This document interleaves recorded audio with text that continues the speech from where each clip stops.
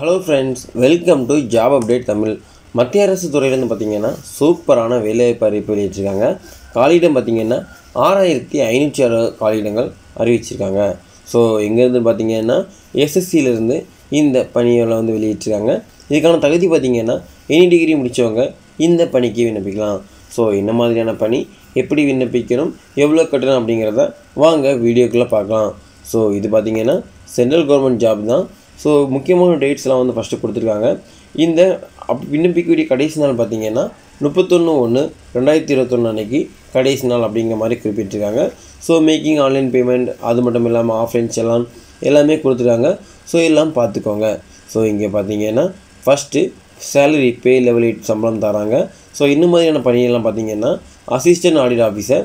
So இது பார்த்திங்க அப்படின்னா நம்மளுடைய இந்தியன் ஆடிட் அக்கௌண்ட்ஸ் கண்ட்ரோலில் இந்த ஜாப் வரும் அப்படிங்கிற மாதிரி குறிப்பிட்டிருக்காங்க. ஸோ அடுத்து பார்த்திங்கன்னா அசிஸ்டன்ட் அக்கௌண்ட் ஆஃபீஸர். ஸோ அவங்களுக்கு ஏஜ் லிமிட் எல்லாமே கொடுத்துருக்காங்க. அடுத்து பார்த்திங்கன்னா அசிஸ்டன்ட் செக்ஷனல் ஆஃபீஸர். ஸோ ஒவ்வொரு பணிக்கு தகுந்த மாதிரி பார்த்திங்கன்னா ஒவ்வொரு காலியிடங்கள் மாறும் அப்படிங்கிற மாதிரியும் குறிப்பிட்டிருக்காங்க. ஸோ எல்லா பணிகள் என்னென்ன மாதிரியெல்லாம் எல்லாமே கொடுத்துருக்காங்க. ஸோ எல்லாமே பார்த்துக்கோங்க. இன்கம் டேக்ஸ் டிபார்ட்மெண்ட், அதாவது பார்த்திங்கன்னா சென்ட்ரல் கவர்மெண்ட் ஃபுல்லாக கண்ட்ரோலில் பார்த்திங்கன்னா இந்த வேலைவாய்ப்புகள் வழங்கியிருக்காங்க. அடுத்து பார்த்திங்கன்னா பே level 6 assistant superintendent, sub inspector, junior statistical officer இந்த மாதிரி பணிக்கு ஆள் எடுக்கிறாங்க அப்படிங்கிற மாதிரியும் குறிப்பிட்டிருக்காங்க. அடுத்து பே லெவல் 5 ஆடிட்டர், அப்புறம் அக்கௌண்டன்ட், ஜூனியர் அக்கௌண்டன்ட் இந்த மாதிரியான பணிக்கும் ஆள் எடுக்கிறாங்க.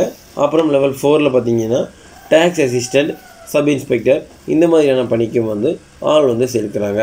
ஸோ அடுத்து பார்த்திங்க அப்படின்னா அவங்களுடைய பிடபிள்யூடி, எஸ்சி எஸ்டி கேட்டகரிக்கு என்ன மாதிரியான இதெல்லாம் இருக்கணும் எல்லாமே கொடுத்துருக்காங்க. ஸோ எல்லாமே தெளிவாக பார்த்துக்கோங்க. இப்போ பார்த்தீங்க அப்படின்னா இதுக்கான ஏஜ் லிமிட்டை பற்றி தான் நான் பார்க்க போகிறோம். ஸோ ஏஜ் லிமிட் பார்த்திங்க அப்படின்னா எல்லா போஸ்ட்டுக்கும் 18 20 வயதுக்குள்ளே இருக்கணும் அப்படிங்கிற மாதிரி குறிப்பிட்டிருக்காங்க. ஸோ குறிப்பிட்ட போஸ்ட்டுக்கு பார்த்திங்கன்னா 20 27, 20 30 வரைக்கும் இருக்கலாம் அப்படிங்கிற மாதிரியும் குறிப்பிட்டிருக்காங்க. எஸ்சி எஸ்டிக்கு பார்த்திங்கன்னா 5 years ஏஜ் ரிலாக்ஸேஷன் உண்டு. ஓபிசிக்கு 3, பிடபிள்யூடிக்கு பார்த்திங்கன்னா 10, பிடபிள்யூடி ஓபிசிக்கு பார்த்திங்கன்னா 13. ஸோ ஒவ்வொரு கேட்டகரிக்கு பார்த்திங்கன்னா ஏஜ் ரிலாக்ஸேஷன் வேரியபிள் பண்ணியிருக்காங்க. ஸோ எல்லாமே நல்லா கிளியராக பார்த்துக்கோங்க.